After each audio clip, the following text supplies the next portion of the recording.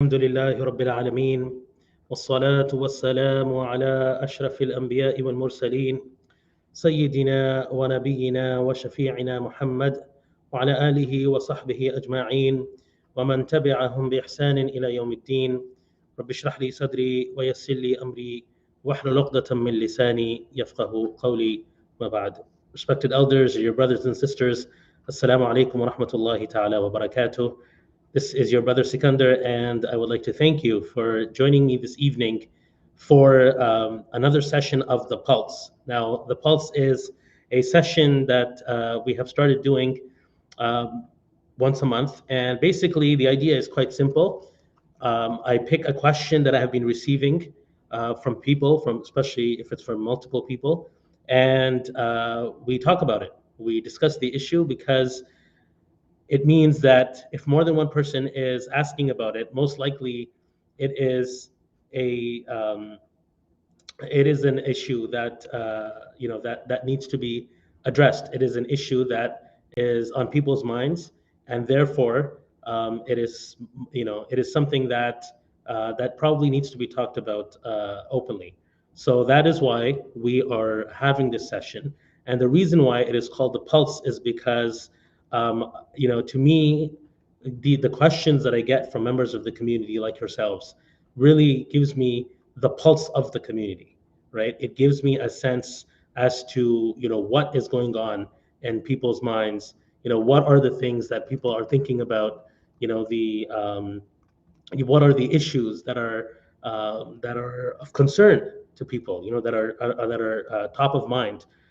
So that is why we call this the pulse. And we've touched upon a couple of topics already in the previous couple of months, in the last 2 months. And tonight's topic, I believe, is very relevant because I have had multiple people come up to me as of late asking about marriage. And actually, I should say it's been not very recently, not only very recently. So there has been recently, but also in the past as well, where people have come and they have said that we want to get married, or we have a child that we want, or the child wants to get married. Of course, an older a kid, not really a kid anymore, but to them it's a child, who wants to get married, and therefore they are actively looking and are not having much success, or are having trouble trying to find a match. They don't know where to turn to. They have maybe tried, in different ways, in different through different means, different venues, and they have not been successful, or they haven't had much success. So it's a struggle, and the reality is that circumstances compared to when our parents grew up, or even for some of us, perhaps what we went through is not what our children are going through, right? Depending on where we are at in terms of age and generation. But the reality is that the ground reality today is very different than what it was maybe back home, or what it still might be back home, or what may be culturally the norm in our culture. So the circumstances that youth today, that young people today find themselves in, are actually quite different, very different in many cases, than what people have gone through maybe in the past, what we may have gone through in the past as parents, or what people may be going through in other cultures, or in other societies, in other parts of the world. So there are a number of challenges that are being faced, and the reality is that this is actually a really, really important issue. It is a really, really important topic, and there's of course a number of reasons for that. Number one, it has to do with the survival of our community. Right? It has to do with the survival of our community, of our deen, especially in this part of the world, because the survival of our community, the survival, the vitality of our community, the survival of our deen here really depends on a big part of it depends on healthy families, having healthy relationships, and raising upright children. And if If we don't have that, then all of many of the efforts that we are making, it makes us wonder. Actually, we should pause and reflect that what is really the future of our community if we are not able to continue to grow in a healthy manner, to have families and children, who are raised with concern for the deen, by parents who are concerned for the deen, by families that are parents that have stable and loving relationships, families and homes that are loving and stable. I mean, these are essential, critical ingredients for the well-being of and the future of our community. So number one is simply for the survival of our community and passing down this trust, this deen that we have received from our pious, from our predecessors, from our parents, our grandparents, and from our scholars. Number two is for the well-being also of the members of the community, right? Because a successful marriage fulfills a number of human needs, right? Physical, emotional, psychological. It is said that being happily married, being in a stable relationship, a stable marriage, impacts positively on mental health. And research has found that high marital quality is associated with lower stress and less depression, right? So these are, human, this relationship, this beautiful relationship of marriage is a gift from Allah subhanahu wa ta'ala, because Allah subhanahu wa ta'ala has made it a means of finding peace, finding tranquility. That's how it's intended to be, right? To find peace, to find tranquility, to find companionship, and especially relevant, as people get older, right? To have a companion by their side, who loves them, who cares for them, and they care for each other, right? So these are, there are of course multiple benefits to marriage, and the fact that it is a sunnah of the Prophet sallallahu alaihi wasallam. It is, and not just the Prophet sallallahu alaihi wasallam, but many of the prophets of Allah subhanahu wa taala. Something which many consider to be an act of worship if it is done with the right intention. So a beautiful institution, something that is needed by human beings, something that fulfills multiple needs. But the question is, how do you go about it? Now, of course, there's a separate discussion on how to maintain it, right? How to maintain a healthy marriage. And inshallah, that is something that, we will be talking about very soon as well, inshallah. Just today we were talking about happiness in today's Friday message. And the Prophet sallallahu alaihi wasallam saying that arba'un min as-sa'ada, that there are four things that are part of happiness. And the first thing that the Prophet ﷺ mentions is al-mar'atu salihah, right? A pious, a righteous wife. And of course, that is addressing men. And for the woman, it will be a righteous husband, right? So it is from the building blocks of happiness, or from the essential ingredients of having happiness in one's life, to have a righteous spouse, someone who a person is able to bond with, to live with happily, and to start a family with, and able to raise children with, positively, with good tarbiyah. So multiple benefits, we understand that.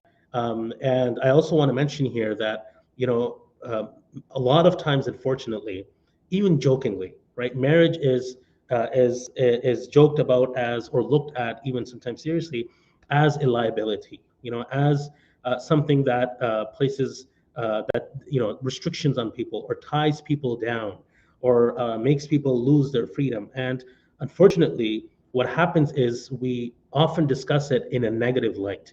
In front of our children, in front of our youth, we're discussing oftentimes marriage with regards to issues that, or challenges that may be faced by some in their relationships. We're talking about it as something in which, like I said, a person is tied down, or a relationship or institution in which people have to make sacrifices. So all of these things, we portray it as something that people don't really want to do, and that's not really healthy. That's not really healthy, right? Because we as human beings, as I mentioned, need this relationship, this institution. It is a gift from Allah subhanahu wa ta'ala. And yes, there may be some challenges that people face. And guess what? There's challenges in every type of relationship in the world, right? No relationship is exempt from having challenges in this dunya, because after all, the life of this world is a trial, right? It is a test. and therefore there will be challenges that people will face, whether it is in their marriages, whether it is in the relationship with their children, with the relationship with their parents, with their coworkers, with their bosses, with their neighbors, with their friends, their colleagues, whomever, right? So there are issues and challenges that are going to be faced in every type of relationship in this world. So that's just the nature of the dunya. But marriages, especially, should not be singled out.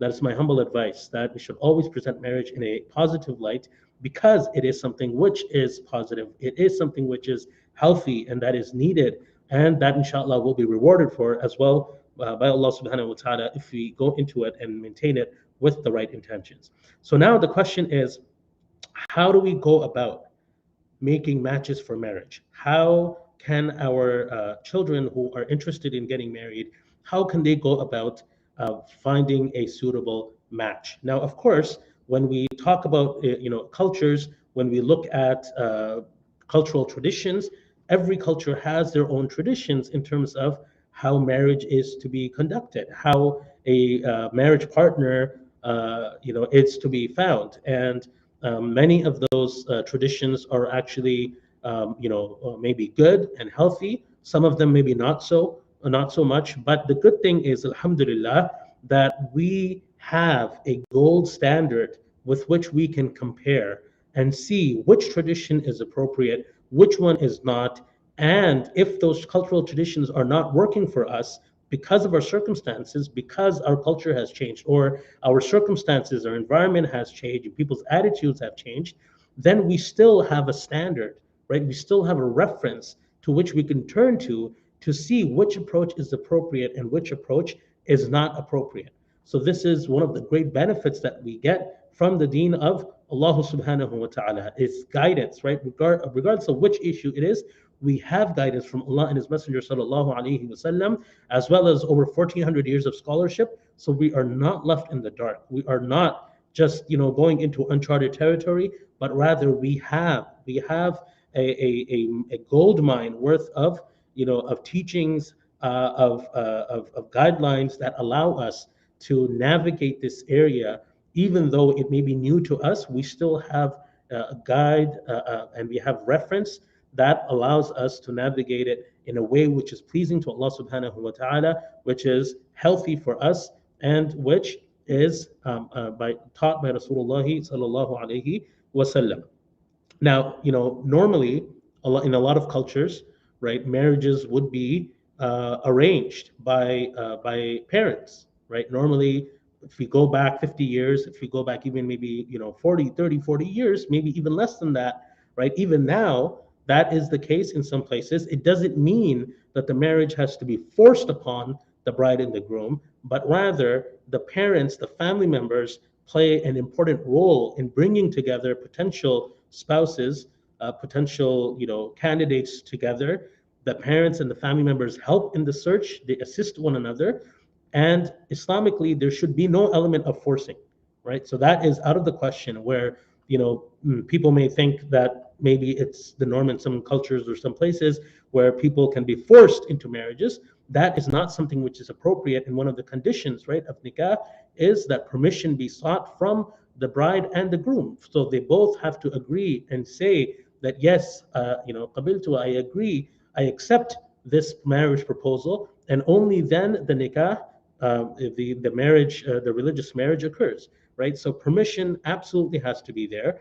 And when we talk about arranged marriages, really it's a team effort to try to find the best possible candidate for someone who is interested in getting married. And that is a method, an approach that has worked for quite a bit of time, and can continue to work today for some. However, the conditions that allowed it to flourish really were having a strong community, right? And this particularly was the case in areas places where Muslims were the majority. So in Muslim majority societies, it's a lot easier, simply, right, because the pool is obviously a lot larger. People have connections, families have connections, people know one another, people meet others, and there's a lot more potential candidates because the majority of the society is Muslim, or is similar, right, and in many ways.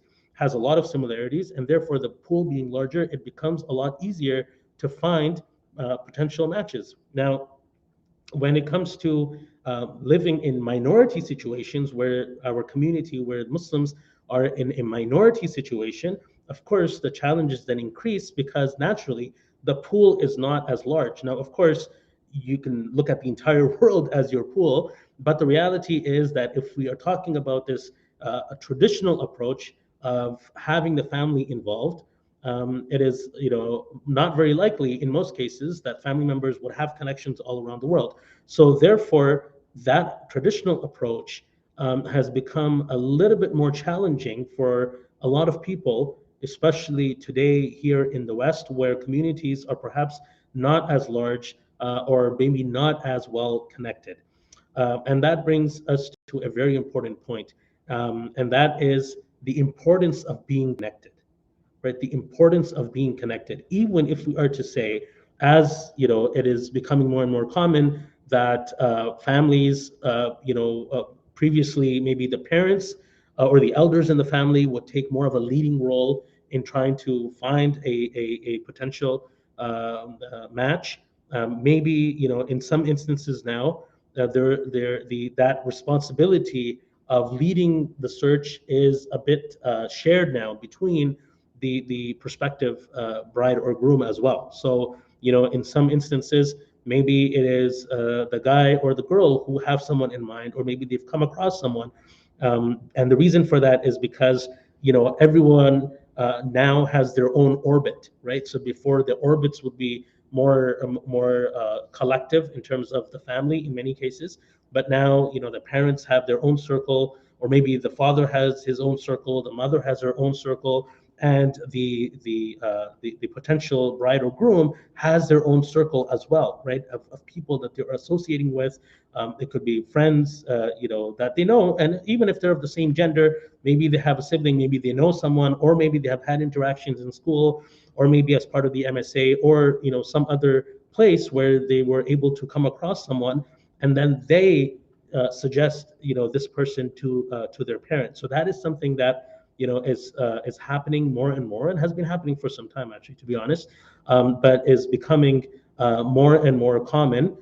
Any process that involves the family, that involves the parents, um, is good and is healthy, right? Because at the end of the day, it's an important decision, and in most cases, parents are there to assist their children.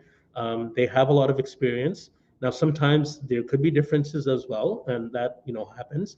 But at the end of the day, what we have to realize is that it is the guy or the girl who's getting married, right? It's not the parents who are getting married. It's not the families who are getting married. Although it is important, right? It is important that there is ideally understanding, right? That there are similarities, or at least the families are able to get along with each other, because the more stronger bonds that they will have with each other, the healthier, hopefully, inshallah, the entire relationship will be. The healthier it will be for the children to meet with their extended family on both sides, to meet with their grandparents. Like, so overall, when families can get along and be on good terms, that simply just provides for a much healthier environment for the husband and wife, and for their children, inshallah, once they have them. And overall, the more similarities there are, the better. So culture sometimes is a big discussion, and we know Islamically that there is no restriction on marrying someone from another culture. Rather, the Prophet sallallahu alaihi wasallam has was quite open in terms of the Sahaba radiallahu anhum, getting married, and culture not being a primary consideration, right? Their religion really being a primary consideration, but in terms of practical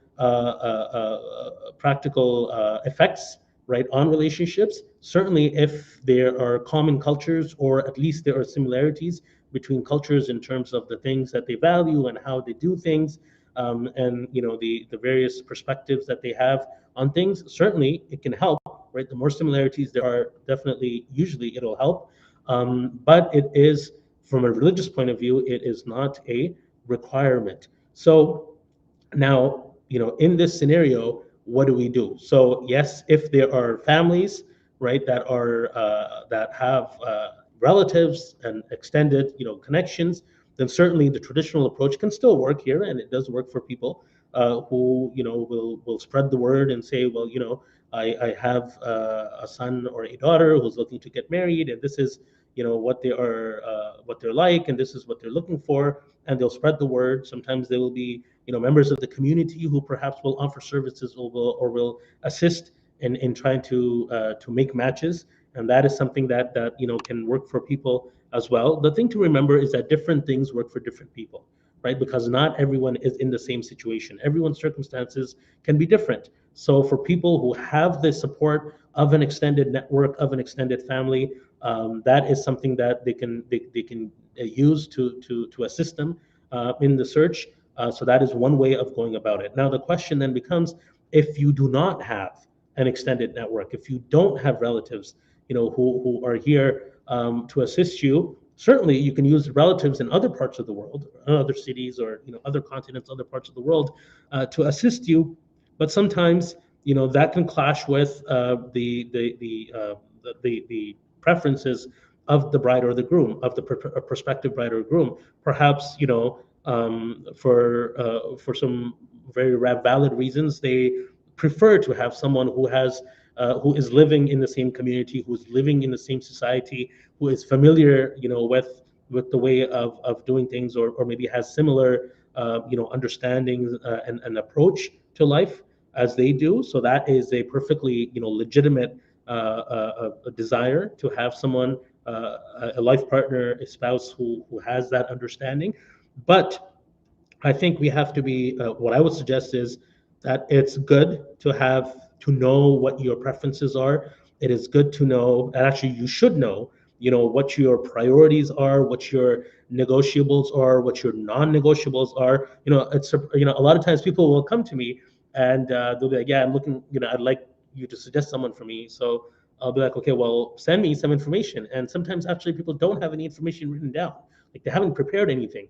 So what I strongly, highly recommend is that if you are looking to get married, or if your son or daughter is looking to get married, I highly recommend that you put together. It could just be a brief one pager about yourself, or like about them, about your son or daughter, or if you're the one looking to get married, about yourself. Um, where you write down just basic information about yourself, your details about who you are, what you're about, what you studied, what your interests are, what your hobbies are, and especially what kind of personality you have, and what you're looking for, right? What type of person are you looking for? And don't just be like, oh, I just want them to be religious, but be more specific and say, okay, well, this is my level of practice, and this is who I would like what level of practice I would like. These are the scholars I follow, or these are the websites or people, whatever I follow, or I use as reference point, or imams that I use as reference points for my religious understanding, and this is what I would prefer. Or you could say, I have no preference with regards to that. Whatever it is, put it down on paper, type it out, and put your priorities. So the top, two or three things maximum, which are non-negotiable, that you will absolutely not budge on. And honestly, the fewer those are, the better. Okay, because what we are finding is that, subhanallah, it appears that anecdotally that people are becoming pickier and pickier. Okay, so the people have more, more preferences, and the pool is smaller.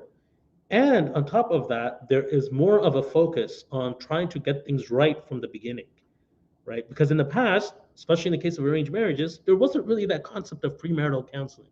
There really wasn't, that much of a concept about, talking about things which are going to impact the couple's life afterwards, for better or for worse. In some cases, maybe it was okay because they didn't talk about it too much, and then they just sort of figured it out as they went along, and they made compromises, and they just made it work. But in other cases, perhaps in hindsight, it would have been good if there was some discussion about meaningful matters that would have a consequential impact, right? What that will be consequential to the success, and the longevity and the stability of the marriage. So, on the one hand, people are becoming pickier, the pool is becoming smaller, and at the same time, there's more focused in trying to ensure that there is a good match, that people are going to get along, and that they're trying to minimize areas of differences or potential issues in the future. So as a result of those three elements, of those three areas, as a result, people find that it is again becoming harder and harder to find someone who would be agreeable, or that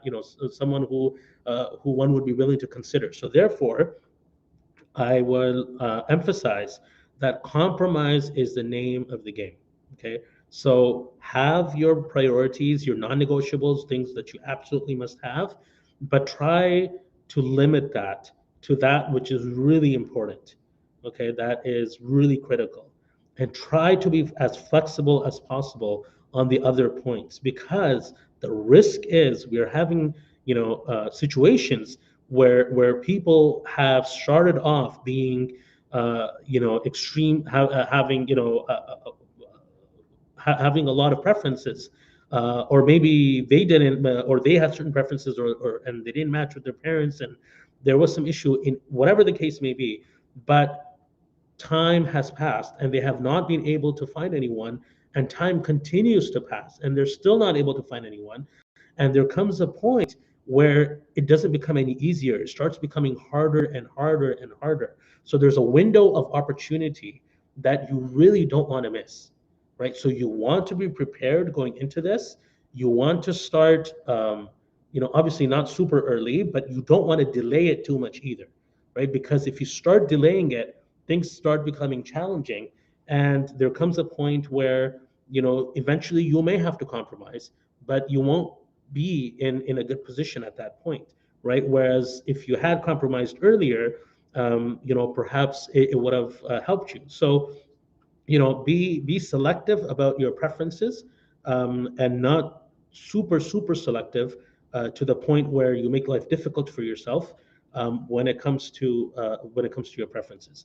Now, if you do find that you are trying and nothing is happening, you're trying multiple methods, right? Maybe you've spoken to family members, maybe you've talked to people who make matches, maybe you've looked around in your circles, your social circle, your circle of wherever you interact with others, and nothing is happening, and you're finding it difficult. Perhaps you've looked online, right? And that's a huge area of there's online matrimonial sites, and there's so many of them. A hit and miss perhaps approach. Sometimes it may work for some. It may be a wonderful experience for some, very fruitful. For others, it may be terrible. For some, it may be sort of in the middle. There's some efforts. There have been efforts to try to come up with matrimonial websites, or tools that help people from an Islamic perspective. Because you got to remember, a lot of matchmaking sites are simply businesses being run by large companies that are running all types of multiple matrimonial sites. Huge big companies that are running sites for people of different religions. So they have a site that's targeted towards Christian couples. They have one targeted towards Jewish people. Then they have one targeted towards Muslims, and it's really just a business for them, right? They're just in it for the money. So there's a lot of those, and then there's also some that have been created with good intentions. Even they may be making some money for the people who are running them, and that's fine. But they're built with Islamic principles in mind, in actually trying to help solve this problem and try to help people connect. So there's a lot of different websites out there, and I'm not really in a position to really recommend any. I mean, we know there's the local group of brothers and sisters who are working on Khadija Elite, and they've met.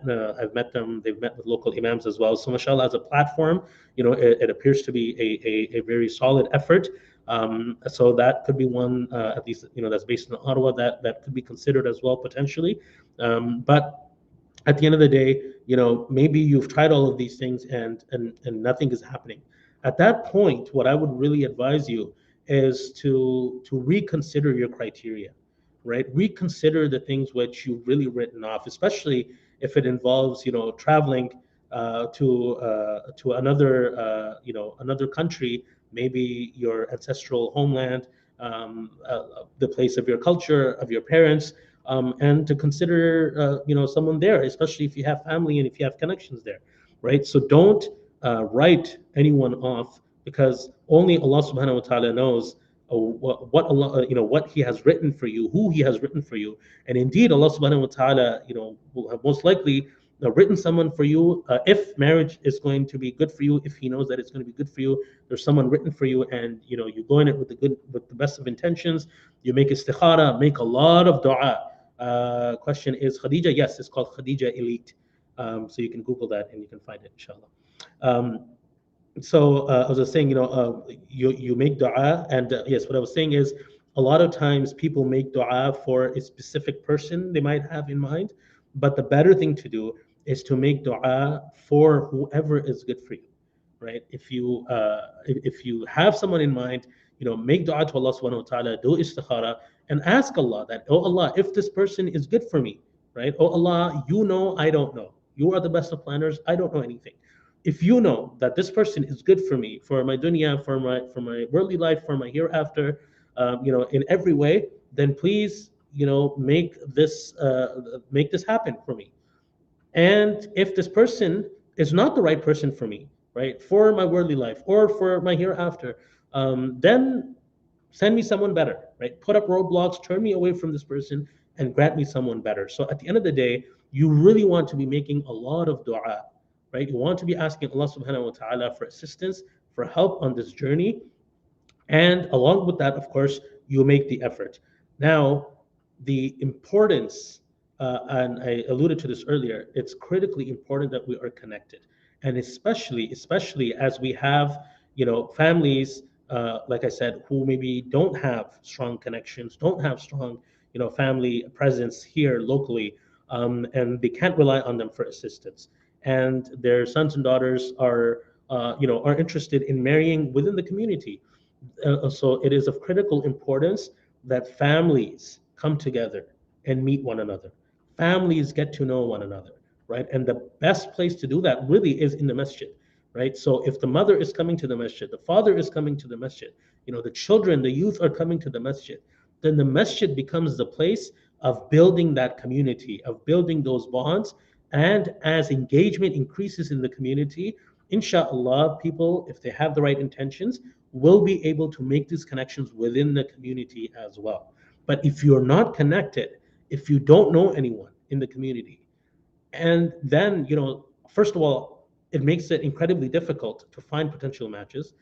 Number one. Number two, even if you were to find someone, right, it is very difficult to provide them with references, right? Like, obviously people want to know more about the person that they're going to get married to. They want to do a background check in some ways. They want to know what kind of history they've had. They want to know about their family. They want to know about how they are. They want to know what kind of reputation they have. Like, all of these things matter. So if you are well connected in the community, if you've had a presence in the community, you've been coming to the masjid, you've been maybe volunteering, you've been involved in different ways, maybe the imam knows you, or people who are involved in the community, who are leaders in the community, or who are known in the community, they know you, and you know them. Then that certainly helps, because when the time comes and someone goes around asking about you, then you have some good references, right? So that is my sincere advice to young people. That is my sincere advice to families, that please do get involved in the masjid. Be a regular at the masjid. Connect yourself with the masjid, because what's also happening is, as I mentioned, different family members have their own orbits, and sometimes it's actually really difficult for them to connect. So the guy or the girl have their own orbit, and maybe they know someone, they see someone, but their families don't know them at all, right? Like, there's no connection whatsoever. Sure, they can go and meet the family, but it just makes it difficult, because now there's very few reference points that the parents will know, or will trust, references that they will trust, perhaps, that can give a good reference, right? Or that they can trust, that if they get a reference from that source, that is someone who is reputable, or someone who's trustworthy. So the guy and the girl have their own circles, their own orbits. The mom has her own orbit, so maybe she knows someone, a friend of hers, or an acquaintance who has a daughter or something. But then, there's no connection in between families, and once again, it's a bit of a challenge. So it's not to say it's impossible, but it presents more challenges. So if families are meeting others, and especially at the masjid, and they're connecting with one another, and it's a healthy circle, and they have similar, values. They look up to, the same people in terms of religious guidance, and they have, similar understanding, then certainly it can make it a lot easier to find and make those connections. So, some of these questions, especially, are those that don't have necessarily quick answers. But if we look at it on a long term, on a larger scale, we take a bird's eye view, then we realize that, okay, you know what? These are some of the things that that need to start happening. Sorry, some of the things that need to start happening if we are to address these issues in a healthy and an appropriate manner. Another thing for parents to consider, for both the bride and the groom, the potential bride and the groom, and also for the parents to consider, right, is the role of culture as well. And as I mentioned, culture can be a very positive influence if it's the same culture or similar culture. But sometimes we find that there is a very strong preference for a very narrow segment of a particular culture, right? That no, you must marry, someone from our village, or who has or from our extended family, or who has, these certain traits, who must be this profession, and it becomes really, really difficult because it's really impractical. So, having flexibility, having some room to, to explore some other possibilities as well, whether it's profession, whether it is culture, maybe a very different culture might be impractical, or maybe something that can present some challenges. Although there are people, mashallah, who've made it happen, who've made it work successfully, mashallah. So it's not to say that it's impossible, but nonetheless, from the parents and the elders' perspective, it is good to have some consideration of flexibility, and not to get bogged down in historical, cultural differences, or conflicts, or negativity, or stereotypes that might exist. Because the reality is, for many of the boys and girls who are being raised in a very multicultural society, they don't feel as strongly about culture, about our, parents' cultures, or our cultures, the way we do. Right? It's just a that's just the reality on the ground. Religion, yes, right, because religion is something which is common, and that has major incentives, that offers major benefits. So religion, yes, can definitely still be or should be rather a common element of or common area of concern. But when it comes to culture, cultural practices may vary, right, from family to family. Some families will continue to be very cultural. They've been able to maintain their culture, and maybe their children are perfectly fine in marrying within the culture, and that is their preference, and that's good, alhamdulillah. But in other families, maybe the cultural traditions and cultural practices, not practices, but just culture itself hasn't really transferred, right, to the children, and their culture is more, it's more multicultural, and they're perfectly fine with that. So that is something that is happening more and more, and like I said, in many cases, mashallah, it's people have made it work. Probably wasn't easy, right? I'm sure that they have people have faced challenges, but there can be challenges of all sorts, right? There could be challenges even in getting married in the same extended family, right? So there is no guarantee as to what is going to protect someone from challenges, and what is going to put them into challenges. But generally, yes, the potential is there for greater challenges when the fewer the similarities between the families, and between the guy and the girl. The more similarities that there are, the more between them and between the families, then the less the chances that there will be challenges, and there will be struggles. So these are some of the suggestions that I would give, and really for all members of the community. And I say this to myself as well, because many times I feel like I don't want to get too involved, because I don't want to take on the liability, of bringing people together, and maybe things go wrong or something happens afterwards. I don't want to be the one who's bearing the burden of that. But in retrospect, I think we all have a role to play in facilitating marriages, in trying to make things easier for people, and keeping our eyes open, right? And being open, not in an annoying way, where elders sometimes push on younger people and sort of bring up marriage repeatedly and they don't want to talk about it. So I don't mean that in an annoying way, but in a helpful way. That way, if we have in mind, someone we know that we, who is at an age where they might be looking to get married, I think it's okay to ask them and be like, hey, have you thought about marriage? Are you looking, for someone? And be on the lookout, right? And talk for families, for couples who are already married, women who know families and who are interacting with young women and their family and their mothers and brothers who are men who are interacting with young men and their dads. Be on the lookout and try to help in facilitating marriages, because subhanallah, it is actually especially in today's time, an act of great reward, right? It is a very, very honorable role to play. It is inshallah will be very rewarding that you are facilitating a beautiful the beautiful institution of marriage. You're promoting it.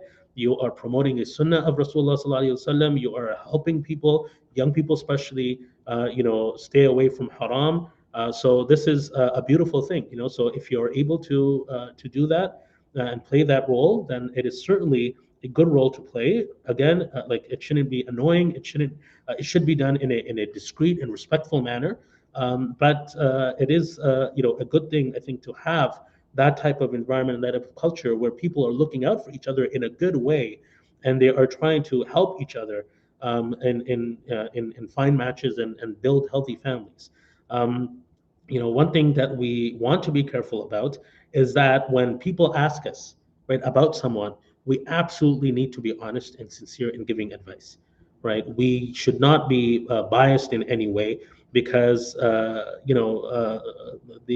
to give sincere counsel, to give sincere advice and honest advice is a very, very important trust. So if someone comes to you and asks you about someone, that, hey, do you know this person? What do you know about them? Do you, are they, how are they like? Are they, a good person for marriage? Then we have to be honest, right? We have to be honest, but at the same time be balanced as well. So, for example, somebody had a past, right? And it's the case, you know, a number of times where somebody has had a past, and many people have, who hasn't, and they've changed their ways and they've done tawbah, and they've tried to change, and they've changed their ways. They've become they've taken steps to improve positively. Then we need to be honest in sharing that picture, and being sincere in giving our reference.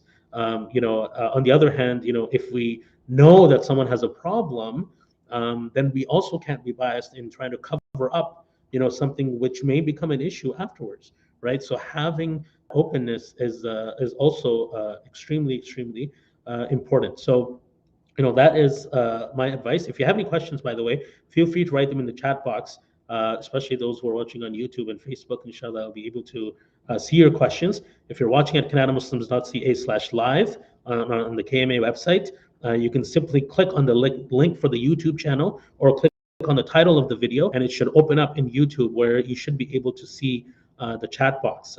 So please feel free to write any comments or write any suggestions. And be happy to discuss your comments and your questions as well, inshallah.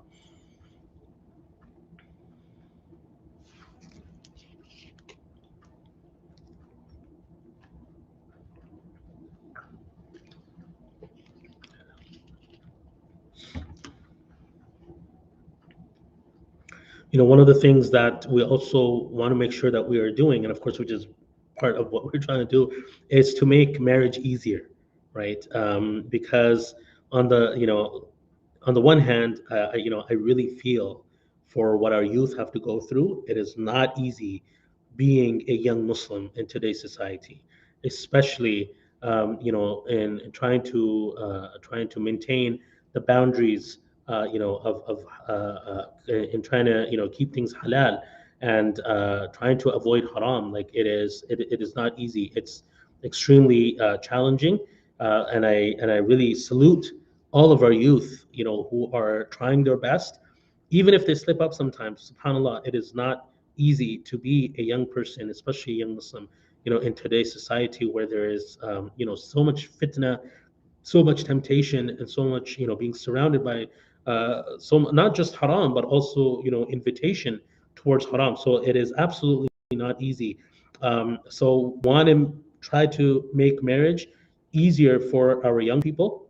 One thing that I feel is very important is to start introducing the topic of marriage and having conversations, even if they're just light conversations, at a younger age, right? And I'm not talking about, just like talking to children, but once your children become teenagers, I think it's a good idea to start having discussions, or at least bringing up the idea and looking at it as something positive, right? Down the road, 10 years later, 15 years later, 8 years later, whatever it is. But start talking about it, start thinking about it, and also to give a roadmap to our children, right? And make clear our expectations, right? Reasonable expectations, right? In terms of what is appropriate and what is, if they are to come across someone, what are they supposed to do? And what are the type of spouses we should be looking for, right? What are the characteristics we should be looking for? So having these discussions earlier on, and having clarity on this, I think can go a long way in many instances in helping young people navigate this journey and this road towards marriage, and having establishing healthy relationships, when having healthy marriages. When we don't talk about it and we just leave it in the back burner, and we have something in our minds but we haven't communicated to our children, and we don't know how they feel about it, and then all of a sudden we try to pull a fast one on them, or we try to say, okay, this is what we want you to do, and in the meantime the child has completely developed their own ideas on how they want to go about it, because of course they're thinking about it, right? Of course, it's going to be on their mind, right? Because if you live in this environment and you're, bombarded with all of this stuff all the time, all this fitna all the time, then of course it's going to be on your mind. May not want to talk about it with your parents, but clearly it's on, and it's going to be there. And sometimes, parents feel that, oh, we don't want to distract our children, we don't want to talk about it because they're so, otherwise it's going to distract them from their studies and stuff. And maybe that is true for some, who are focus on their studies, and then maybe they're not interested in marriage.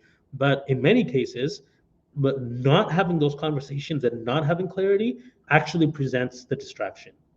The distraction is actually not having clarity, not knowing what's going to happen, or not knowing what the expectations are, not knowing how you're going to navigate this. That becomes more of a distraction for young people, as opposed to having clarity and knowing, how it's supposed to go and what's supposed to happen, what their role is, what the parents' role is. Like having all that figured out, and having conversations about that openly is much more healthier in most cases, and helpful, as opposed to trying to just shove things under the rug, and not talk about them, because hiding really, or trying to ignore any issue, any topic, usually is not a good idea, because at some point, it's going to come back, and it's going to be a lot harder to deal with. So that is one piece of advice that feels very important. Have clarity, have discussions, and maybe your child has some ideas that are different than yours, and that's okay. You can consider them. You can have conversation. Maybe if you're not clear on them, of how how they stand from a religious point of view in the sight of Allah and His Messenger Sallallahu Alaihi Wasallam, then go talk to someone. Come meet an imam, have an appointment with someone who's knowledgeable. Maybe a sister who's a scholar, a female scholar, or someone who's experienced, in this, and go and talk to them and ask them, how do you suggest that I navigate this? What are your opinions on this? I think honestly it is of critical importance, like I said, for the longevity of our, for the vitality of our community, for passing on our deen to our children, that that religion, and understanding and practice is really a top priority, right? Because otherwise, it will become very challenging for parents to be able to give a proper tarbiyah, a proper upbringing to their children, and develop their children, into people of taqwa, right? It is going to be very challenging if Both parents are not on the same page and don't have the same concern. So when you are getting married, it's one thing to look at, okay, what are the things that appeal to me, that attract me, or the things that I don't like, but also you want to consider, right, for the potential brides and grooms, you also want to consider that, this person that I'm interested in, what kind of parent are they going to make to my children? Right? What kind of mom is this woman going to be for my children? What kind of dad is this person going to be for my children? Right? Because both parents have a critical role to play in the healthy tarbiyah and the healthy upbringing of children. Right? It's not the mother's job alone. It's not the father's job alone. Children need both parents. Right? They need both parents to be involved in their lives. They need both parents to take an active role, not necessarily in the same things in the same way, but in different parts of their lives. Their parents need to be involved. And the stronger the relationship that we build, the stronger the relationship that the parents have, the stronger the relationship they're going to have with their children, inshallah, and the stronger the children are going to be in terms of their development, in terms of their mental health, in terms of their emotional resilience and emotional well-being, in terms of their spirituality.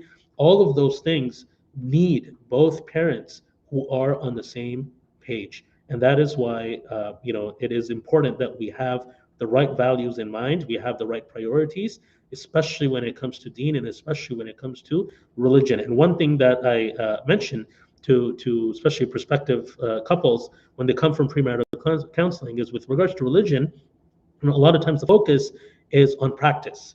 So they say, okay, well, I pray 5 times a day, so I want someone who prays 5 times a day, or I want someone who wears hijab, or I want someone who does this, who's involved in the masjid, or who does da'wah or whatever. Like, 'cause there's different things that people want in terms of practice, but they may actually be on separate highways, right? So they may actually be in the same spot in their journey of deen, but they may actually be on divergent highways. What I mean is they're actually looking up to different scholars, they're actually looking up to different people as their points of reference, and sometimes, not always, but sometimes that can actually become a point of contention and a conflict afterwards because they realize that once they start progressing, they're actually heading in somewhat different directions. Right? I mean, ultimately, they're heading in the same direction, which is towards Allah subhanahu wa ta'ala. So that's great. There's nothing wrong with that. But in the day-to-day things, in the fiqh, in the choices that they make, especially with regards to children, that can become a huge point of contention. So one of the things that I do in premarital counseling is actually ask people, say, okay, who do you look up to? Right? Who are your points of reference when it comes to deen? What are your values, your priorities with regards to deen? Because believe it or not, it's actually better, in my view, to be on the same highway, even if one is ahead and one is behind, as opposed to being on separate highways. And even if you are sort of at the same spot at that particular moment, but might diverge afterwards. So that is also a consideration, but that's more in terms of premarital counseling and the things to consider. Yeah, I guess it is related because we were talking about preferences and we are talking about choice. So I haven't received any questions, but mashallah, people are still watching, so that means you're probably interested in the topic. Alhamdulillah. Once again, any comments or suggestions, please do type them in the chat box, and I should be able to see them. But to recap, this is an issue of critical importance. There are different ways of going about it. It is becoming more challenging, so we may have to take on newer approaches that were not traditionally done because they really weren't needed or because the circumstances were different. The importance of getting connected, of building references, of being involved in the community as families, getting to know one another, even if it's within your own culture, but also across cultures, and really building connections and building understanding for members of the community, and having open discussions, or at least floating the idea earlier rather than later, and not being super picky, not delaying too much. And like I said, if things are not working, broaden your scope. If that means that you have to travel overseas to the home country, then so be it. Go ahead and take a look. Maybe the best person for you is written somewhere where you're not looking, right? So you want to expand your search, and you want to try to connect with people as much as possible. And finally, you know, try to play a role in bringing people together. Don't be annoying. Don't annoy people. Don't bother them in a bad way, in a negative way, but be helpful and be supportive in facilitating marriage as much as possible. One thing I want to mention also in parting, one piece of advice also, especially for my young my young friends, young men and women, youth, be careful about how you conduct yourself, the type of reputation you build, what you post online, right? Because maybe you don't realize it right now, but at some point you may be in a situation where people, when someone is interested and they want to know more about you, and if they come across stuff that you've done, even if you've changed now, right? And I mentioned that before, it happens, but it can become a liability. If you've built a reputation in the community or amongst your peers of being someone who's a negative person, someone who is into doing things which are haram, who is into things which are not productive, who's built a negative reputation for themselves, that can become a big liability, right? Just like if you're working and you start off working in places and you cause trouble and you don't get good references, you don't have any references that you could put on your resume, and word gets out that you're really not a person that someone should hire because you're a liability. You don't want that for your careers. Same thing. You don't want that for your marriage either. So be careful. Of course, we should be first and foremost mindful of Allah subhanahu wa ta'ala. Try to develop taqwa in ourselves, to try to conduct ourselves in the best way. We make mistakes. Every single human being makes mistakes. We uh, we repent and we make tawbah to Allah subhanahu wa ta'ala. We try to mend our relationships, but try to start things off on the right foot. And if you slip, and like I said, everyone slips, then try to fix it sooner rather than later, because at some point, if you leave it for too long and it gets out there, it can become a bit of a liability that really starts biting you in a wrong way and in a hurtful way. And I've seen things happen to people, and it's not pleasant, and it can be very, very stressful. So may Allah subhanahu wa ta'ala protect us all. May Allah subhanahu wa ta'ala bless, protect all of our youth, all of our young men and women. By the way, I haven't even talked about people who want to get married, who are perhaps divorcees, widows, widowers. Like it's people can get married again, right, at an older age. Um, there can be circumstances where a spouse has passed away or there has been a divorce. People want to get married again, and that's perfectly okay, right? That's actually something that they should do, and we should try to facilitate those marriages as well. So try to help people, simply because they find themselves in a situation where either something didn't work out in the past, or they had a loved one, their spouse who passed away. It should not mean that now it's they can't get married. Of course they can get married. Islamically it's permissible, perhaps even encouraged in some cases, and it's something that we should try to facilitate, because it gets even harder. If it's hard already for younger people, right, for young people to get married, it can be even harder for people who are older, because their choices now, right, that pool has become even narrower, right, for them. So be on the lookout and try to help people. Again, it doesn't mean you have to take on the liability, but you can just suggest and see how they feel about it. The Prophet ﷺ, right, when he got married to Sayyidah Khadija radiallahu anha, right, it was someone who had suggested it to Khadija radiallahu anha, right? She was, uh, it was something that that was brought up. The Prophet ﷺ, of course, suggested it, but indirectly, right, telling someone in between to tell Khadija radiallahu anha, and then she considered it. So she had been previously married, was a widow, and the Prophet ﷺ, went ahead and married her. But there was a respectable way in which it was approached, right? So we want to try to help people, facilitate marriages, and be on the lookout, but not just for young people, but also for people who may be in a situation where they need to or want to get married at an older age. Question, Walaikum salam wa rahmatullah. This may not be directly relevant, but can I ask how long do you think the engagement period should be? Oh, that's a really good question. Um, Honestly, I think it really varies. It really depends. Although I would say, just my personal view, that it is probably better to have it shorter rather than longer. And but what I mean by engagement is that period where a couple families have agreed to on marriage proposal, but they have not formally accepted it yet, meaning as a nikah. So they may have had some event or something where they have accepted it, but the nikah has not been done. In some cultures, right, the engagement is the nikah, and actually that is good, right? That is probably better because you don't want to leave that time, too much time between having a commitment to marry, a promise to marry, without having a marriage, because that just opens the door for a lot of situations where either things something can happen where things can go downhill, or sins can be committed, or there can be some questionable situations.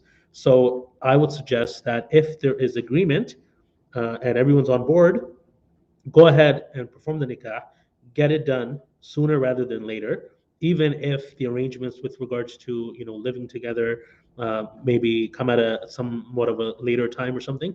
But just go ahead, because nikah is something good, right? It is something that is recommended. It is something which is rewarding, and therefore, when there's something good and you're ready to do something good, you shouldn't delay, right? So you shouldn't delay unnecessarily. Of course, if there's a reason, a legitimate, valid or pressing reason why, nikah can't happen at a certain point, okay, that's fine. They may need some time to prepare and stuff, so that's also okay. Maybe, depending on whatever it is, a few weeks, maybe it's a few months, or just maybe people need to travel, or maybe there's holidays coming up, or maybe there's studies going on, and it's going to be better. Maybe it's more practical at a certain time. That's fine. But if there's an engagement that goes on for not just months but like years before anything happens, then that's in my view that's not a great idea, right? So if you're ready, you go ahead and get it done sooner rather than later, or don't have a formal commitment. Say, okay, you know what? Yes, very interesting. We're interested in you. You're interested in me, but we're not ready to do the nikah right now, so we're not going to be committed. We're going to wait until this point, whatever it is, 2 years from now, 3 years from now, a year from now.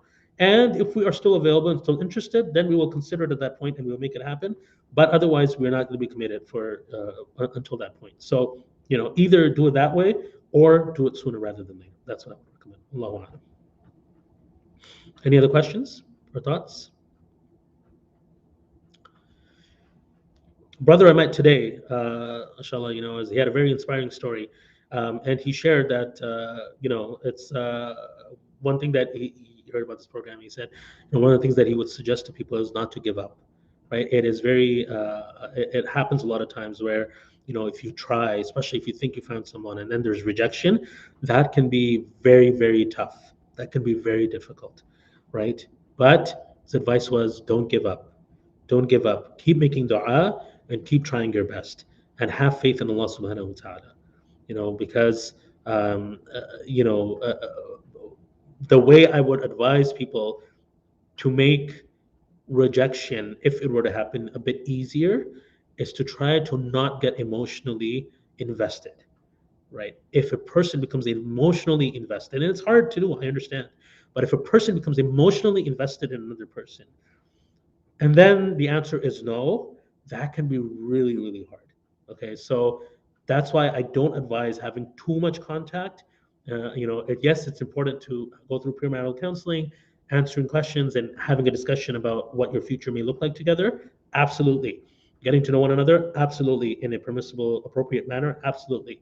But prolonged contact that in which feelings are developed and a person or both parties get emotionally invested, or at least one party gets emotionally invested, and then it doesn't happen, and then there's rejection, that can be really, really difficult to let go of, and to get over. So my advice then is be smart about it, be proactive, don't get emotionally invested, or protect yourself, pull yourself away from being emotionally invested, that until things are certain, until there's a clear picture, and things are either happening or they're close to happening. Like you've got a good yes, and things are moving forward. Okay, alhamdulillah. Then maybe you will start getting emotionally invested a bit. It's hard, I realize that. But until and unless you get to that point, do not invest too much of your heart into that person or into that potential relationship, because the heartbreak can be very, very difficult to get over. So that's a very important piece of advice. But nonetheless, continue to make dua, continue to try. Remember, like with any other success, our job is to make a sincere effort, is to make a sincere, reasonable effort, and place our faith in Allah subhanahu wa ta'ala. Trust Allah subhanahu wa ta'ala. The results are not in our hands, right? I say this when we're fundraising as well. The results are not in our hands. The same thing for our rizq, our income, right? Our sustenance. The results are not in our hands. The same thing for tests and exams or any other thing that we do in this life. The results are only in the hands of Allah subhanahu wa ta'ala. Our job is to try our sincere and reasonable best. Try your best and leave for Allah the rest, right? I've been saying it for the 7, 8 years I've been here now. Try your best and leave for Allah the rest. So honestly, continue trying.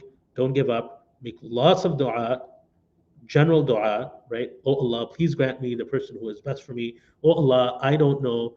You are the one who knows. Oh Allah, you know the future. You know who is best for me. Oh Allah, you know who you have written for me. Oh Allah, please make my path to that person easy. Oh Allah, please grant me the best spouse for me in this world and in the hereafter. Oh Allah, please protect me from any person who will not be good for me. Because at the end of the day, we want the person who's going to be best for us in this world and the hereafter, right? We don't want someone who may be appealing to us, who we may want, but in reality, they're actually going to be bad for us in this world and especially in the hereafter. So we don't want to be in that situation, right? Like rationally, we don't want to be in that situation. Emotionally, maybe we're not seeing it, but rationally, we don't want to be in that situation. Who wants to be in that situation? So, always make dua to Allah subhanahu wa ta'ala. Try your best, try to be reasonable. And if you're ever in doubt or if you're not able to figure it out, then come and talk to someone, right? Seek help, seek advice, seek some clarity. Maybe someone will be able to help, right? Maybe someone will be able to, help you out in some way or give you some advice, which will be beneficial for you, inshallah. One of the things that I'm feeling maybe we need to do as the imams in the city imam council is maybe to have some sort of system where we're able to share, profiles of people, or have some system. And I've thought about this actually years ago, never got around to doing it. But having a system where, matchmakers, people who are connected in the community, are able to connect amongst themselves to share profiles, to share potential matches, right? So maybe, I don't have someone for you, right, that I can think of or that has approached me, but maybe another imam in the city, maybe another person, a sister or someone in the city who's connected and who people come to, maybe they have someone who could actually be a good match for you, right? So if some, so maybe we need to develop that sort of system. I've thought about it before, like I said, never got around to doing it, but that could be possibly a something that actually helps in solving these this issue that is coming up over and over again. Um, Thank you so much. Jazakumullahu khaira for your attention and for joining us this evening. I hope that this was beneficial in some way. I make dua to Allah subhanahu wa ta'ala. I ask Allah Azza wa Jal that He makes marriage easy for everyone who is looking to get married. May Allah subhanahu wa ta'ala grant you all the best person, the best spouse for you, who is the best for you in terms of deen, in terms of relationship, in terms of every single thing that matters. May Allah subhanahu wa ta'ala grant you the best person for this world and your akhirah. May Allah subhanahu wa ta'ala grant love and unity and grant health and prosperity with iman, with taqwa to every single one of you. May Allah subhanahu wa ta'ala bless every single home with love and unity and care and compassion and health and prosperity with iman and taqwa. Ameen ya Rabbil Alameen. May Allah subhanahu wa ta'ala remove all types of difficulties and hardships and conflicts that may exist within our homes and our families. Ameen Ya Rabbal Alameen. May Allah subhanahu wa ta'ala rectify our affairs. May Allah subhanahu wa ta'ala grant us strength to stay away from that which displeases Him and to only do that which is pleasing to Him. Ameen Ya Rabbal Alameen. Subhanak Allahumma bihamdik. أشهد أن لا إله إلا أنت نستغفرك ونتوب إليك سبحان ربك رب العزة عما يصفون وسلام على المرسلين والحمد لله رب العالمين برحمتك يا أرحم الراحمين. Inshallah, I will share my email address if there is anyone who would like to consult. I will try my best, inshallah. Send me an email at imam@canadamuslims.ca, and I will try my best to respond, inshallah. I have to admit, and I apologize, I am not the best when it comes to communication, and I'm not always the most prompt one to respond. Very prompt in my responses, so I apologize. If you've tried to reach me and haven't been able to get back to you, please do respond, do send it an email again, another message. Inshallah, I will try my best to get back to you. Jazakumullahu khaira. Please take care of yourselves. Assalamu alaikum wa rahmatullahi ta'ala wa barakatuh. Alaikum assalam wa rahmatullahi, Brother Yusuf. Great to have you here virtually. Jazakumullahu khaira. Feel free to share any comments in the comments box, inshallah. Jazakumullahu khaira.